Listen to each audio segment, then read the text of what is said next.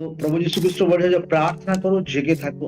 আত্মাতে জেগে থাকার জন্য প্রভু যীশু বলেছেন প্রার্থনাতে আরো বাড়তে হবে, প্রেয়ারে আরো বাড়তে হবে, সামর্থ্যে আরো বাড়তে হবে, অনয়েটিং এ আরো বাড়তে হবে। কারণ প্রার্থনা যদি লোকরা না করে তো লোকরা বেফালতু পরীক্ষায় করবে।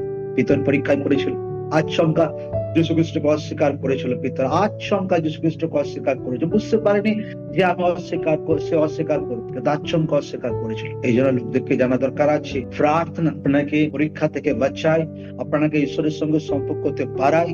নচেত আচমকা লোকদের জীবনে ভাবেন এটা কি করে হলো আমার জীবনে এটা কি করে হলো আমার জীবনে। এটা প্রার্থনা কমির কারণে এরকম হয়, প্রার্থনা কমির কারণে। লোকদেরকে প্রার্থনাতে বাড়তে হবে, সামর্থ্যে বাড়তে হবে, অনয়েটিং এ বাড়তে হবে, তাগাতে বাড়তে হবে, ফায়ারে বাড়তে হবে, যেন ঈশ্বর আপনার জীবনে বড় কিছু রেজাল্টকে যেন উৎপন্ন করতে পারে, ঈশ্বর আপনার দ্বারা যেন প্রুফ হয়।